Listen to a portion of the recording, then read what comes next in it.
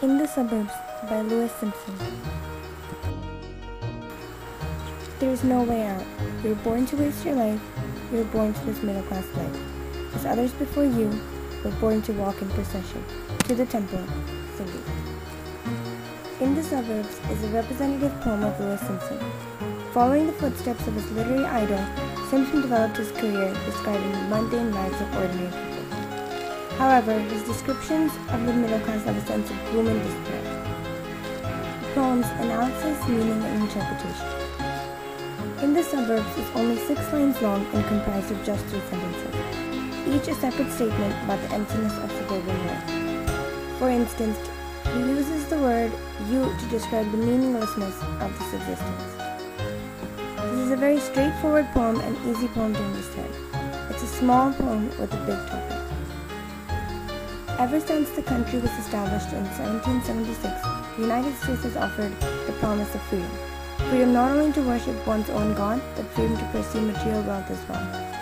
Simpson took the vision of the American dream and showed it in a very negative manner. He suggests that the achievement of the dream does not lead to happiness. For Americans, the idea and image of the suburbs is a mixed thought. On one hand, many consider it a welcome refuge from the noise, congestion, and crime of the city. On the other hand, it is a reputation of conservative and reserved values. Speakers sort of described the suburbs as a prison. The tone is rude and harsh. He connects the suburbs with the middle-class lives as he sees both as meaning. The important word of the stanza is born. By saying that you were born in the situation or identity, this suggests that one has little to no choice. It points out that one born in this life in a middle-class family must follow the footsteps of their elders. The next few lines are also said in a very harsh tone. Line "to the temple singing" suggests that the middle-class life itself is a form of religion, with its own gods and rituals. Readers understand that these gods are security and material wealth, and the rituals of the middle class include the daily simple routine, for example, a 9-to-5 job. Simpson wanted his readers to see the bigger meaning rather than the deeper meaning of his poem. Although the poem is described in a very negative manner, you might thought it's not completely correct. In my opinion, there can be a positive outlook on this. There are many hardships that come along a middle-class family's way, but the best way to see it is by living each and every moment to the fullest. As they say, no one's life is perfect, especially the ones that always complain are never satisfied or happy, even when they become wealthy.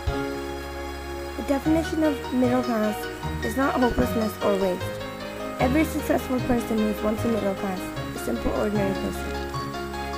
We learn from this poem that by showing negativity and not appreciating your life isn't going to improve anything. The biggest strength of a middle class family is family support, which many of the wealthy lack. Many debate that one cannot find happiness without money. Some think that money is happiness.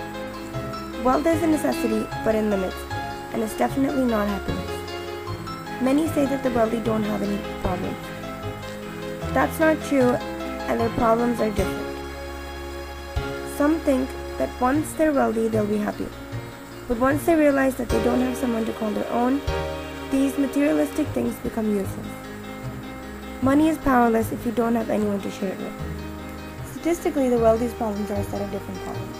Their families fall apart, some fall under the spell of greed, whereas others misuse their wealth to destroy their own life by slowly following the wrong path, such as involvement with drugs.